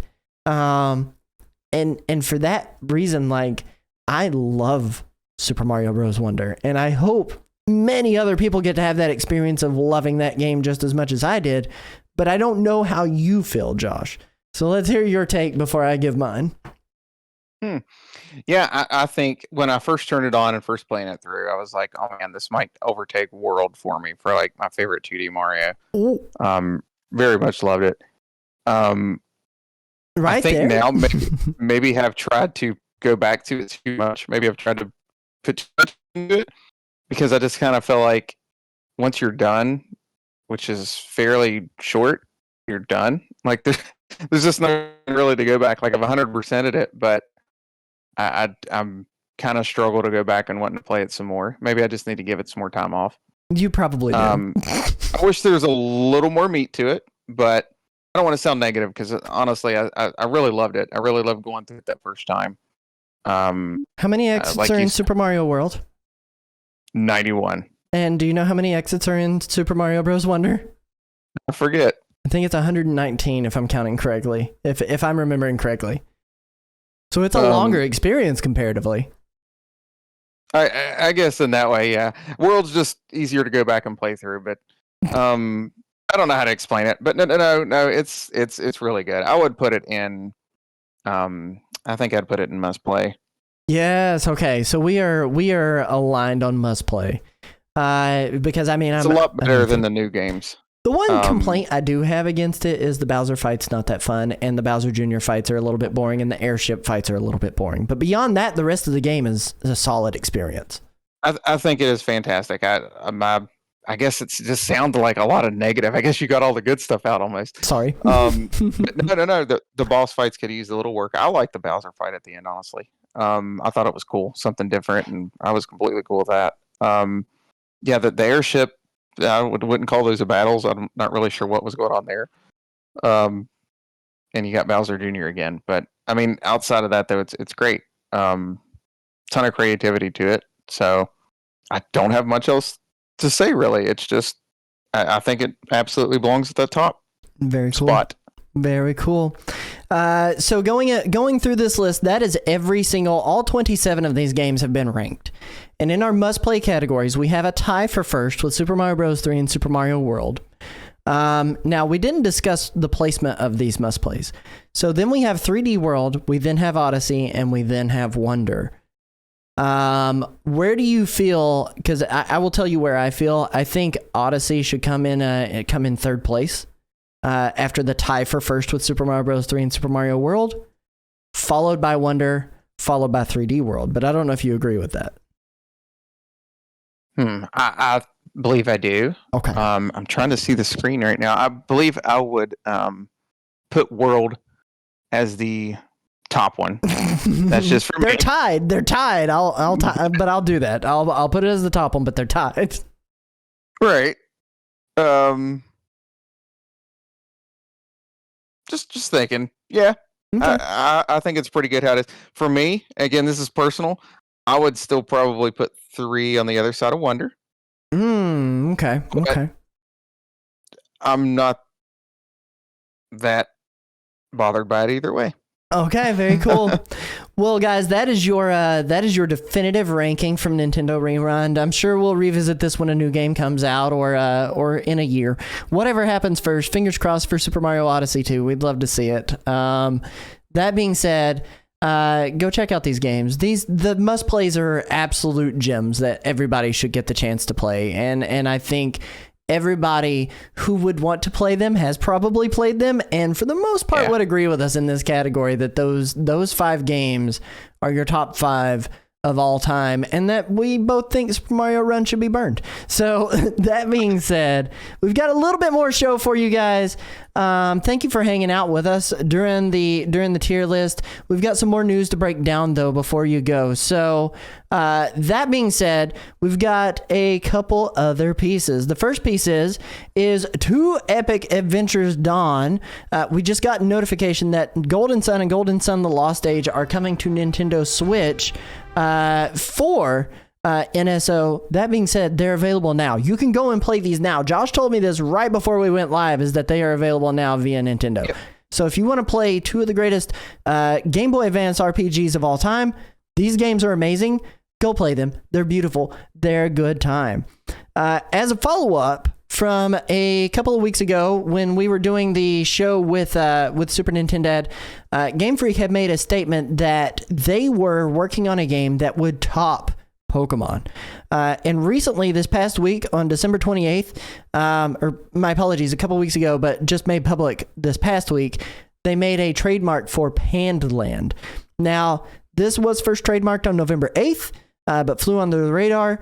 While the Pokemon developer is yet to announce a game with the title Pandland, it is currently working with Private Division on a new title codenamed Project Bloom. So the assumption is that it may be related to Project Bloom, or Project Bloom may be Pandland.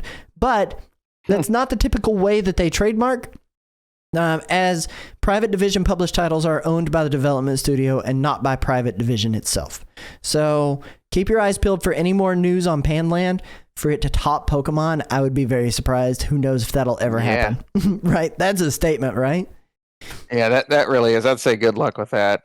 Every time I hear that, all I can see is pandas, though. Mm-hmm. Also same. I guess we'll see what that means. But yeah, that kind of feels like a big marketing thing to say. Absolutely. There was some more stuff in terms of marketing. Rumored this past week, Universal Orlando getting Pokemon, Zelda, and Luigi's Mansion areas in their areas.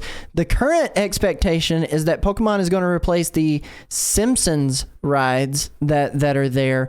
Zelda in Lost Continent, and then Luigi's Mansion to possibly replace, if I'm remembering correctly, let me scroll down here. My apologies as I'm scrolling through this article. Very professional, right? To replace Epic Universe that is there. So Epic Universe. That's the name of the new area. Nope, my apologies. Not replacing it. Look, get off my back. I can't help. I'm bad at this. Yeah, I'm a theme park guy. I know. I shouldn't have talked about this. Replacing be across from Men in Black, Alien Attack, and VillainCon Minion Blast is what they have listed here. So, okay. Fingers crossed those make it. I would really like to have Luigi's Mansion area in that park. That would be super cool. I don't care about Pokemon or Zelda as much as Mario, but Luigi's Mansion area would be sick. That'd be so cool. So I love all of this, and Pokemon's probably at the bottom of that for me, but I love all those. Mm-hmm. Luigi's Mansion would be sweet. Obviously, I love Zelda. Mm-hmm. But I just want to make sure it doesn't hurt Donkey Kong because I need Donkey Kong there. I think it's in addition to, because Donkey Kong is already confirmed for Universal Orlando. I know. So it'll be a launch area at the park, but these other 3 rumored areas are going to be really, really cool. Luigi's Mansion for Epic Universe, not replacing Epic Universe. Right, it would be in there. No, I'd be super cool with that myself. That's all up my alley. Absolutely.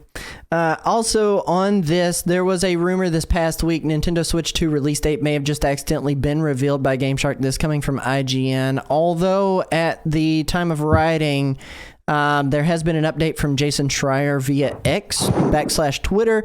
An AI Shark spokesperson told Jason Schreier that they're just guessing about the next Nintendo console's release date, which what they had mentioned was they plan to coincide with the Nintendo Switch 2 in September of 2024. So keep your ears to the ground. Real. Keep your eyes peeled. Yeah. I also agree, probably not real. But we may see. September seems a little early, but I think we could see it during the wintertime without an announcement right now, a wintertime release. Yeah. New games coming out this week. Josh, do you want to cover those? Sure. So you got, let's see, for the upcoming games, actually, we have a new trailer for Mario versus Donkey Kong, which comes out February the 16th. I saw the opening cutscene for it, which looks cool to see it in 3D now. I kind of hate that they got rid of some of the voice lines. Yeah, I'm with you. With it being as late as it is, I'm not going to try to redo them maybe at another time. But no, it still looks good. The next one here that releases January the 17th, or released, is a doozy to say. I believe it's Nephinthesis. Nephinthesis is what I'm going to call it at this point. Yeah, I'm not really positive. And it is $5.99. You've got Choo Choo Charles. I like that name. Is $19.99 on January the 18th. So that one's a little bit more. Now there's a bigger game in here that I don't. I'm really interested in, but I'm going to wait on it to go on sale. I hesitated to say that because I hated when people would say that about Mario and Rabbids Sparks of Hope, because it's totally worth full price. But anyway, it's Prince of Persia: The Lost Crown. It is $49.99 on January the 18th. I played the demo of it. I think it's really good. It's been getting good reviews. I definitely think it's worth checking out. At least that demo. It's free. So I think you could keep your eye on that one. Next to that is Turnip Boy Robs a Bank. Yes. Which is the sequel to Turnip Boy Commits Tax Evasion. I'm not even sure what I'm talking about. It's so good. So it's $14.99. It's like you might know a little more about that one than I do. But, yeah, I did hear about that, where it's a sequel to that game. It's currently on sale for pre-order at $13.49 until January the 18th. But so yeah, that one's coming up. I do believe I've heard the names before, so maybe that is worth a little bit of looking into. And then there is another code recollection, and there's a demo available. It is $59.99. It's a $60 game on January the 19th. Seen pictures of it and stuff. I'm not super familiar with it myself. I don't know if you have anything to add to that one. No, I think this is a remake, obviously, of a DS game, but I'm not too familiar with this one as far as that goes. It looks like a story-based narrative adventure as far as that goes. So like it looks cool. It's got a neat artistic style, but it's not one that's necessarily up my alley that I'm like really itching to play. But Nintendo's kind of pushing it really hard because they want to make that money, right? Well, yeah, it's there for somebody. I'm sure somebody is interested in that one. Also of note, and I forgot to put it on this list, but today, available today, is Tomb Raider 1, 2, and 3 remastered. So you can go get those. I don't have those linked, but you can go find those anywhere, and I'm sure they're going to be launching at like a $60 price tag for all three of them. Who knows? Yeah, so there you go. Absolutely. All right. That does bring us to our final segment of the show. And I hope you guys are ready for it because it is a fun time. I always love doing this segment in the show. And this segment is called... it's always hilarious to me. Well, I'll just let the intro do itself. Here we go.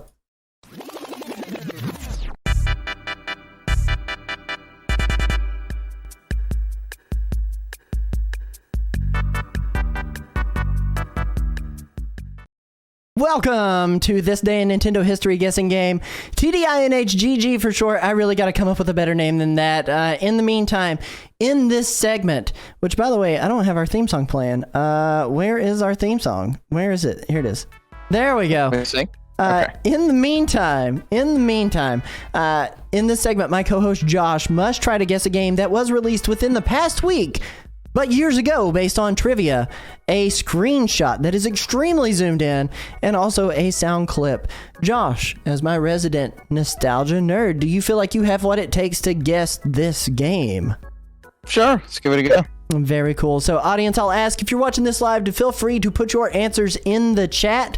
If you're not watching it live and you're catching it on YouTube, please put your guess in before we do the clue reveal. If anybody gets it, I will highlight it in the next episode.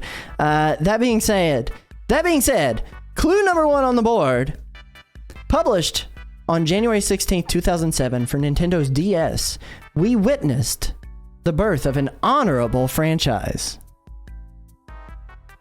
Any guesses so far, Josh? Note, you don't have to lock your guess in, but where are you leaning? Sheesh. I'm overthinking the word honorable here.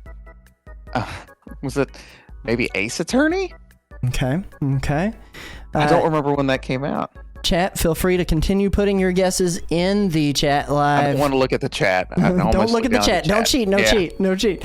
But that being said, clue number two coming to you is a screenshot. It is in your Discord DMs right now. Okay.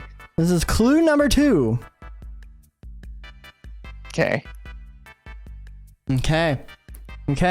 Where are you leaning, my good sir? I believe I was correct. Okay, you believe you were correct? Yep. Now I'm going to send you clue number 3. I don't know if you'll be able to play it because you're currently on the phone with me, but I'm hoping that you can. Clue number 3 is now in your DMs. Let me go ahead and play clue number 3 for the live chat here. And I will play that one more time. Let me bump down the theme song so people can hear that a little bit better. Here it comes into the end of the show here. And one more time. Okay. All right. So, with that being said, how are you feeling? I think I'm good. I think I'm good. I think I got the context clues there off the start. Feeling pretty good about it for having like no sleep. All right. So what is your final guess? It's gonna be the Ace Attorney franchise. Absolutely. Let me see. We're gonna do the clue reveal here. We're gonna have you lock in Phoenix Wright Ace Attorney. Coming at you. The reveal happening on screen now.